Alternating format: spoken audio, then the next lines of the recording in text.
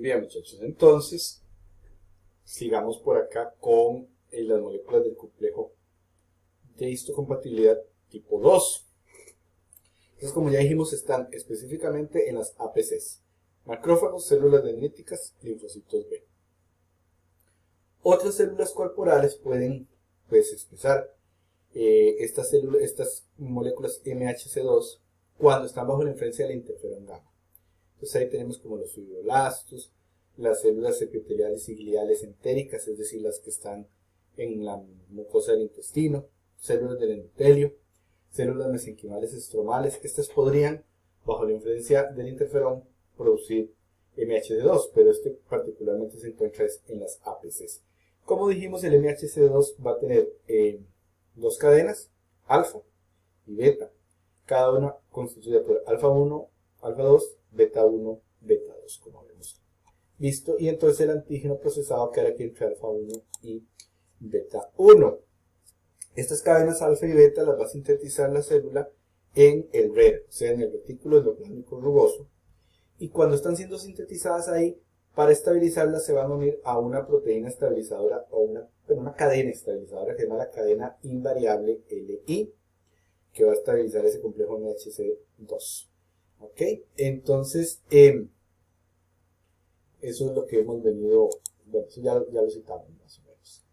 Y entonces vamos a hablar un poquito acerca de la presentación vía el MHC1. Aquí vemos como el detalle de ese proceso, cómo se presenta a través del complejo mayor de histocompatibilidad tipo 1. Cuando él se está sintetizando, ¿verdad? Esas proteínas del MHC que se están sintetizando en el RER, inmediatamente son unidas por proteínas chaperonas. Una de las primeras es la proteína chaperona BIP, ¿verdad? Esa proteína BIP se va a unir primero, la calnexina se une rápidamente ahí, y después viene y se une la microglobulina beta 2, y la calnexina es reemplazada por la calreticulina, ¿verdad? Luego, en este complejo va a venir a unirse la disulfurisomerasa, la ERP57, y la chaperona tapacina. Entonces eso lo vemos aquí como por pasos. Aquí viene el ribosoma, comienza a traslocar la proteína MHC1 que se está formando, se viene y se unen la VIP y la calnexina, luego la microglobulina, viene y se recluta acá, la calnexina es cambiada por la calreticulina, o luego viene la ERP57, entonces está formando este precomplejo. Este complejo viene y recluta a la tapacina, ¿verdad? Y finalmente, ¿a quién se une? A la proteína TAP, que es la proteína transportadora del antígeno. Entonces vean que el antígeno va a venir siendo producido acá desde el citoplasma. ¿Quién va a cortar las proteínas para producir los péptidos antigénicos? Un complejo que se llama proteasoma. Entonces el proteasoma genera fragmentos peptídicos y es la proteína TAP la que se va a encargar, como dijimos, de translocarlos y meterlos acá en la hendidura del MHC1. Una vez que ya esto pasa, el complejo está formado. Si hay péptidos muy grandes, porque realmente lo que van a aceptar son péptidos cortitos antigénicos de 8 a 10 aminoácidos, la ERAP, ¿verdad?, va a venir y va a cortar esos péptidos, va a hacer que ellos vayan de 8 a 10 aminoácidos de largo nada más. Y entonces ya sí queda bien conformado el MHC1, decimos que está cargado. Y ese MHC1 cargado, pues ya sale del complejo de carga, que era todo este de aquí, y va a pasar a seguir por la vía endomembrana, que recuerden que después del aparato del retículo endoplasmático, la siguiente etapa son vesículas que van a llegar a el aparato complejo de Golgi. Ahí van a pasar a través de cis-Golgi, meso-Golgi y trans-Golgi, y finalmente por vesículas de secreción o exocíticas va a quedar fundido con la membrana plasmática. Entonces ahí expone el antígeno, que es reconocido por una célula CD8 positiva. Ese es más o menos el proceso paso por paso. Aquí veríamos como la versión simple de ese proceso, en donde el proteasoma genera los péptidos, la TAP los transloca, se unen al MHC1, o sea que está cargado, y lo pasan por el sistema endomembrana hasta llegar a la membrana celular, donde es reconocido por una célula que es CD8 positivo. Eso es como la sencilla, digamos, como la resumida, la vía resumida, y aquí está la que acabamos de explicar, pues que entonces es ya con más detalle. Que todo lo que les dije, les expliqué en la semana anterior, se los escribí acá para que lo puedan repasar con calma. Pues ahí tenemos ese proceso que acabamos de ver. Y entonces, así que pueden exponer esas células a través del MHC-1. Bueno, antígenos endogénicos que pueden ser virales si la célula está infectada por virus, o pueden ser antígenos propios, ¿verdad? Sean propios normales o propios anormales, o las células tumorales pueden exponer esos antígenos a través de MHC-1. Hay otro concepto importante que son los DRIPs, que son los productos ribosomales defectuosos. En ocasiones, la célula va a producir proteínas que no cumplen su función. ¿Por qué? Porque han tenido problemas o durante la transcripción del gen o durante la traducción del mensaje del RNA mensajero. Entonces no están correctas. Esas proteínas tienen que ser rápidamente degradadas y las llamamos DRIPs. Entonces, como la célula está constantemente revisando cuáles son DRIPs y cuáles no, y las que son DRIPs las está constantemente destruyendo, ese proceso de revisión constante da una ventaja. La ventaja es que si la célula es invadida por un virus, rápidamente el virus es procesado. Va a generar péptidos antigénicos procesados que se van a exponer rápidamente en el MHC-1 y entonces rápidamente el virus es detectado. Gracias a que la célula está en ese proceso constante de tratar de eliminar los DRIPs. Tanto es así que, por ejemplo, el virus de la influenza, en 1 hora y media de haber invadido el cuerpo, ya está siendo procesado y presentado. Entonces vean que eso es muy rápido. Ahora bien, podemos tener otro concepto. Si hay proteínas o péptidos ahí que nunca se unen bien o no pueden unirse bien al MHC-1, esos son devueltos al citoplasma y son eliminados. O sea que la célula está constantemente revisando todos estos péptidos. Eso es importante también en los DRIPs en procesos autoinmunes. Por ejemplo, en el caso de la insulina, si la insulina está normal no pasa nada, pero si hay DRIPs insulínicos mal formados, ellos van a ser degradados por el proteasoma y sacados por el complejo mayor de histocompatibilidad 1, y las células son detectadas y pueden sufrir, células que presentan citotoxicidad y morir. Eso se da, por ejemplo, en el caso de la diabetes tipo 1.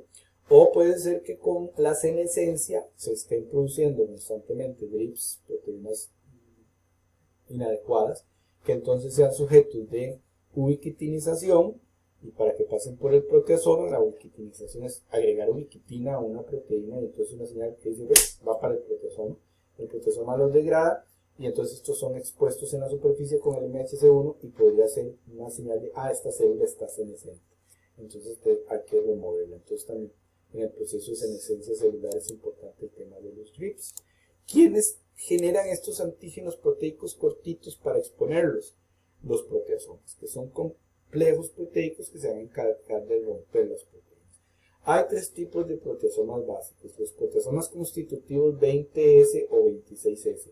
El 26S es en realidad un proteasoma 20S constitutivo con algunas subunidades 19S de más. Entonces, digamos, tomémoslos como sinónimos. Estos proteasomas constitutivos 20S, 26S están en todas las células. Luego tenemos las inmunoproteasomas, que se encuentran en células del sistema inmune como los linfocitos T, las células dendríticas, las células epiteliales medulares del timo o NTEX. Y luego tenemos un tercer grupo que es el proteasoma tímico específico o timoproteasoma, que es expresado por las células epiteliales corticales del timo o NTEX, ¿verdad? ¿Cuál es la diferencia entre estos tres? Pues vean que algunas unidades están cambiadas. Por ejemplo, el proteasoma constitutivo va a tener beta 1, beta 2, beta 5. Para el caso del inmuno, el resto es igual, pero estas son las que sufren cambio. Para el cambio del inmunoproteasoma, estas beta 1, beta 2, beta 5 son sustituidas por estas que vemos aquí, beta 1i, beta 5i, beta 2i, o en el caso del timoproteasoma, aquí tenemos las sustituciones beta 2i, beta 1i y beta 5p. Entonces, son a nivel de estas sustituciones lo que dan el diferente tipo de proteasoma. ¿Y eso qué importa? La importancia de eso es que al tener diferentes subunidades cada subunidad tiene como diferentes patrones de proteólisis, entonces va a generar diferentes tipos de péptidos, va a cortar en diferentes partes y se genera una gran diversidad de péptidos a presentar. Entonces eso es la importancia de estas diferencias entre proteasomas. En la membrana de una célula que está exprimiendo el MHC1 puede en un momento dado, una sola célula está exponiendo hasta 10.000 antígenos diferentes. Vean qué cantidad más enorme. Y estos vienen y son medidos, censados, reconocidos, digámoslo censados, sensing, por los linfocitos T y las células naturales asesinas o NK. Entonces, ¿qué es lo que están viendo ellos constantemente? ¿Qué se está produciendo adentro de la célula? ¿Qué proteínas está exponiendo la célula? Si proteínas normales, si drips, si proteínas anormales cancerígenas, o si proteínas de un virus porque está siendo invadida por un virus. Entonces ellos están constantemente censando lo que está pasando en el interior de la célula. Vean qué interesante. Entonces, las células NK y los linfocitos citotóxicos pueden descubrir antígenos virales, antígenos senescentes, antígenos anormales, antígenos tumorales y destruir esa célula por citotoxicidad, ¿verdad? Entonces, perforinas, granzimas y demás que destruyen a la célula. Esto que ya les dije, que los péptidos que no se pueden unir correctamente al MHC son degradados por un sistema proteico que se llama ERAT, que es el sistema de degradación de proteínas asociado al retículo endoplásico, que lo veríamos aquí está el ERAT. Entonces, cuando hay péptidos ahí que no pueden unirse al MHC1, son eliminados en la célula. Bien, muchas veces el MHC1 puede reciclarse, ¿verdad? Entonces en la membrana celular están los complejos MHC1, pueden disociarse y la cadena de pesadas se puede internalizar. ¿Y qué ocurre? Que en este proceso de reciclaje esa cadena larga puede quedar en un fagosoma. Y entonces ahí que se mezcla con la vía exocítica donde estaba la APTAP, que va a meter antígenos peptídicos que van a ir al MHC2 y terminan en el MHC1. Entonces se llama presentación cruzada, como habíamos visto. Entonces, repito, el proceso de internalización y reciclaje de las cadenas pesadas del MHC1 pueden hacer que estos terminen en fagosomas y que entonces terminen aceptando antígenos que iban a ir para el MHC2. Vean que eso puede ser por vía citoplásmica, como aquí en este fagosoma, o podría ser a través de una vacuola endocítica. Por la vía vacuolar no importa, el producto es el mismo. Que hay presentación cruzada porque entonces el MHC1 puede terminar presentando antígenos que iban a ir a parar originalmente al MHC2.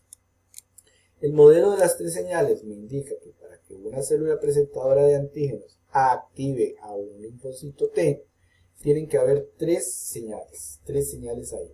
La señal número 1 sería la interacción entre el complejo mayor de histocompatibilidad unido con el péptido que está presentando y también interacción con la molécula correceptora, digamos el CD8 o el CD4.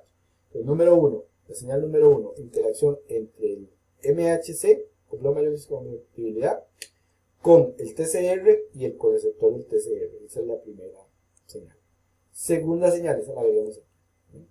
Segunda señal, coestimulación con moléculas coactivadoras. En este caso, por ejemplo, vemos aquí la CD8086 en esta célula dendrítica, que es la presentadora, y el correceptor o coestimulador CD28 sobre el linfocito T. Tercera señal, esta célula libera citoquinas que terminan de, la célula dendrítica presentadora, produce citoquinas que terminan de activar al linfocito T. Entonces, con estas tres señales, usando el modelo de las tres señales, se activa completamente el linfocito T. Entonces, repito, señal número 1, MHC-TCR más CD8 o CD4. Señal número 2, coactivadores, como estos que estamos viendo acá, CD8086, CD28, por dar un ejemplo, otros coactivadores. Señal 3, producción de citoquinas. Y con estas tres señales se completa la activación total del linfocito T. Continuamos en la siguiente sección de la videoclase.